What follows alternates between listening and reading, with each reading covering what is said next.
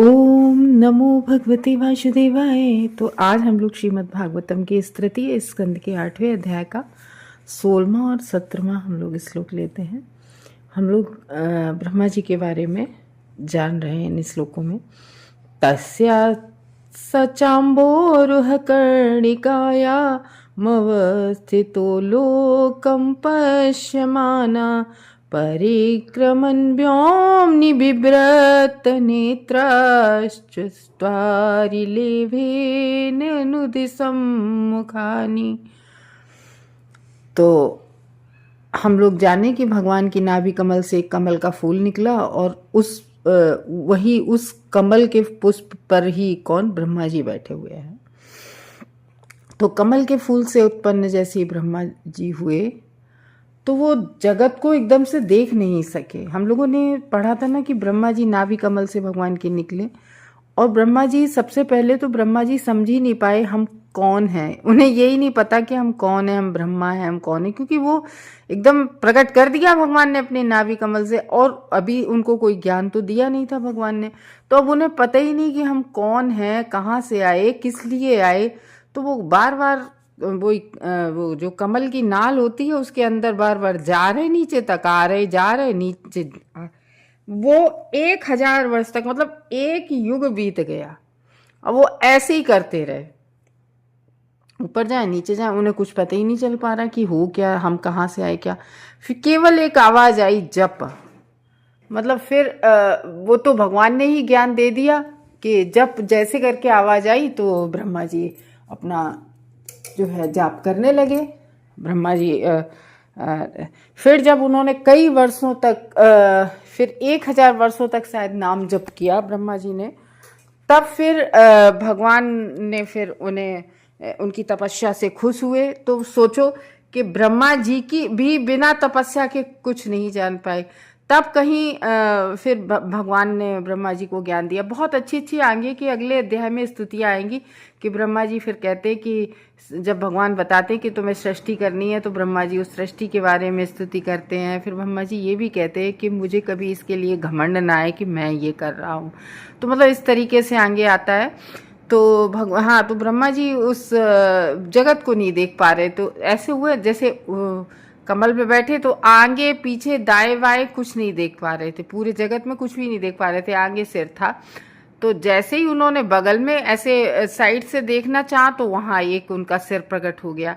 इधर देखना चाहा तो लेफ्ट में हो गया सिर प्रकट, फिर राइट में सिर प्रकट हो गया, पीछे देखना चाहा तो पीछे सर प्रकट हो गए। इस तरीके से ब्रह्मा जी जब उत्पन्न हुए थे, मतलब प्रकट हुए थे, तब तो एक सिर लेके केवल हुए थे। तो जब उन्होंने जगत को देखना चाहा, इधर उधर सिर किया, तब उनके फिर एक एक करके सिर प्रकट हुए, तब उनके 4 सिर प्रकट हुए। तो जब वो नहीं देख सके, यद्यपि वे कोष में स्थित है। अच्छा, एक बात और कि जो जो कमल होता है ना, कमल की नाल होती है ऊपर से नीचे तक, ये कमल जो है ये विराट स्वरूप का धारणा योगी जन इसकी करते हैं।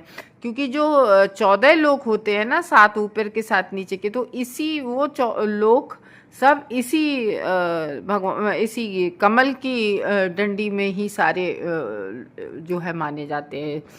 तो तभी कहने के अतः उन्होंने सारे अंतरिक्ष की परिक्रमा की। फिर वहीं पर सारे अंतरिक्ष की परिक्रमा की ब्रह्मा जी ने, और सभी दिशाओं में अपनी आंखें घुमाते समय उन्होंने 4 दिशाओं के अनुरूप 4 सिर प्राप्त किए। तो जिधर देखना चाहा उधरी की तरफ उन्होंने सिर प्राप्त कर लिया ब्रह्मा जी ने। तो इस तरीके से इसमें जो है हम लोग जाने थे कि कल के श्लोक में कि जो ब्रह्मा जी भी 3 उसके रहते हैं। कल के में जाना था कि उनके भी 3 कैसे, स्थूल यानी कि पूरा कमल पुष्प उसको माना जाता है स्थूल शरीर ब्रह्मा जी का, जैसे हमारा तुम्हारा ये ऊपर बॉडी दिख रही।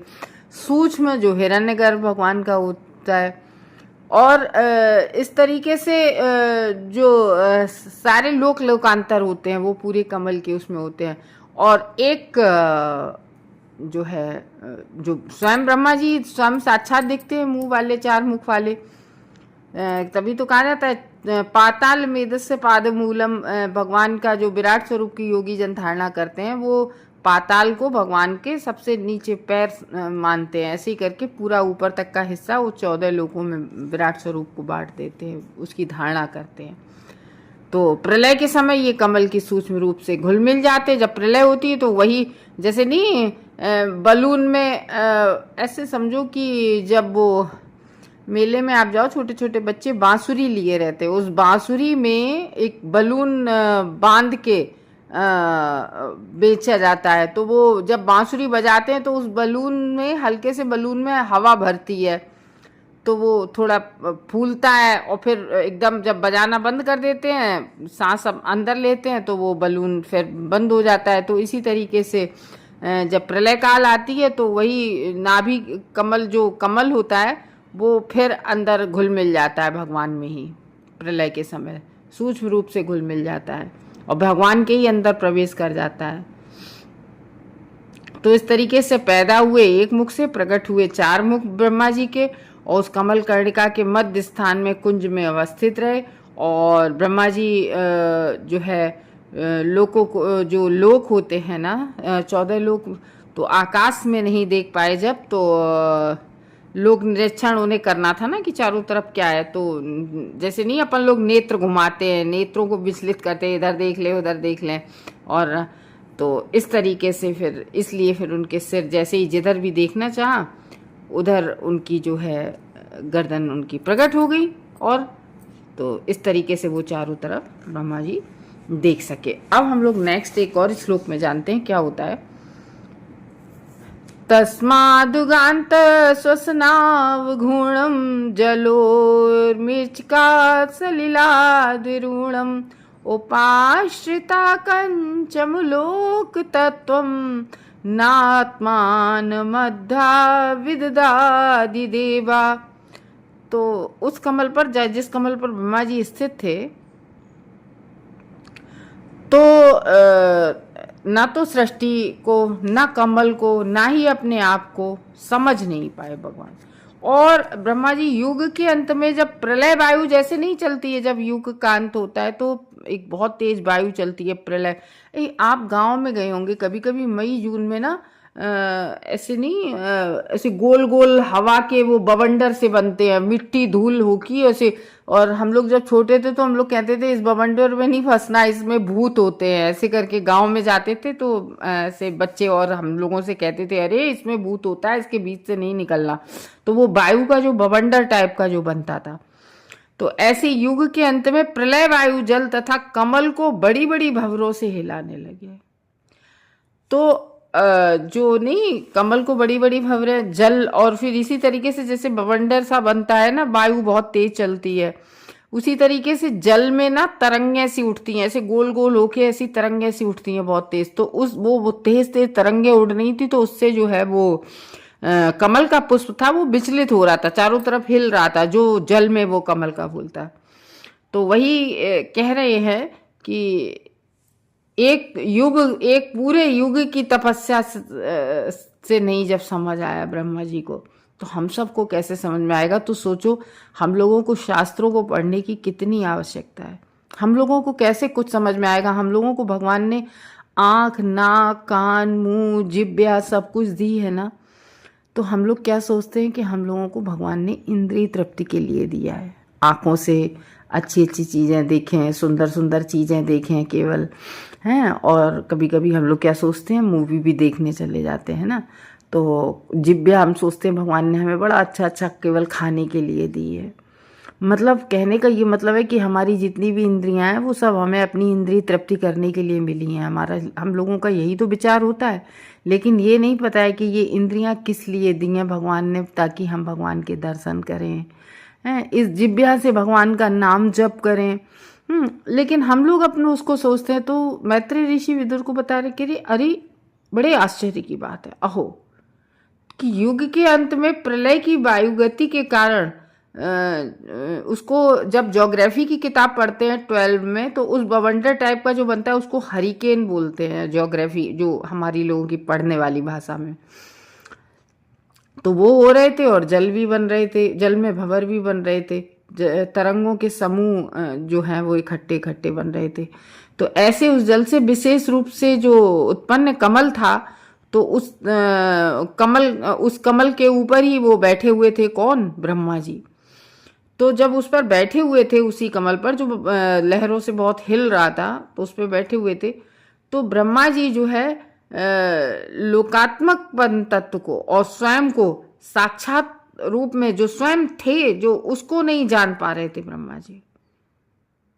तो इस तरीके से योग का अंत होने पर उस जल में जो जो कमल का फूल था, उसका आश्रय लिए बड़े उससे बैठे थे ब्रह्मा जी। तो जो कि स्वयं को भी नहीं जान पा रहे थे कि हम किस कारण से प्रकट हुए। तो इसलिए कह रहे हैं कि हमें भी जानना चाहिए, इस जगत में जितनी भी भौतिक जगत में चीजें हैं, इनमें से कोई भी चीज इम्पोर्टेंट नहीं है, क्योंकि बस हमें तो ये सोचना चाहिए किसी भी तरीके से इस जगत से हमें बाहर निकलना है, ये सोचना चाहिए हमें। तो ब्रह्मा अपने जन्म कि हमारा जन्म क्यों हुआ है, वही इस श्लोक में बता रहे हैं। तस्माद, वहां से युग अंत, युग के अंत तक श्वसन प्रलय की वायु, अब गति के कारण से, बहुत तेज गति के कारण से जो प्रलय की वायु थी वो बहुत तेज चल रही थी। तो वो उस वायु से बवंडर बन रहे थे और जल से भंवरें, जो वो लहरें होती हैं उनके भंवर बन रहे थे पानी में, जल में। सलिलात, सलिलात मीन्स जल में। तो इस तरीके से खुद को अच्छी तरह से नहीं समझ सके ब्रह्मा जी कि मैं कौन हूँ, कहाँ से आया हूँ, किस लिए, क्या करना है। तो इस तरीके से बड़े भ्रम में, भ्रांति में पड़े रहे ब्रह्मा जी। एक युग तक उन्हें समझने की कोशिश की कि वो समझ लें, जो मनुष्यों को 100 वर्षों की गणना से परे है। तो उनके थे ये 1000 वर्ष, लेकिन हमारे लोगों की गणना करके हम लोगों के न जाने कितने हजारों वर्ष पड़े होंगे, बनेंगे जाके। तो कोई भी व्यक्ति हो, वो मात्र मानसिक चिंतन द्वारा हम लोग नहीं समझ सकते सृष्टि। जब ब्रह्मा जी नहीं समझ सके तो हम कैसे समझ सकते हैं। इसलिए हम लोग जब शास्त्रों को पढ़ते हैं तब तो बहुत देर में समझ में आता है। तो सृष्टि तथा व्यक्त ब्रह्मांड के रहस्य को कोई भी साधारण व्यक्ति नहीं जान सकता है जब तक शास्त्रों को ना पढ़े। तो मनुष्य अपनी क्षमता में बस इतना सीमित है कि परमेश्वर की सहायता के बिना वह सृजन, पालन तथा संहार के संदर्भ में भगवान की इच्छा के रहस्य को नहीं समझ सकता है। जब हम भगवान की नाम जप करते हैं, भगवान की भक्ति करते हैं, तब भगवत कृपा से ही हम लोग शास्त्रों को पढ़ लें ऐसे, तो ऐसे हर किसी को नहीं समझ में आता है। जब भगवान की ही कृपा होती है, और भगवान की कृपा कब होती है? जब हम इच्छा करते हैं, जब हम उसको समझने की इच्छा करते हैं। तब ये नहीं मनगढ़ंत कि अरे विस्फोट हुआ और पूरी सृष्टि हो गई, विस्फोट हुआ पूरी सृष्टि समाप्त हो गई। नहीं, ऐसे इन बातों से नहीं समझ आता है। तो ये है कि जब हम शास्त्रों को पढ़ेंगे तब हमें फिर समझ में आता है। हरे कृष्णा।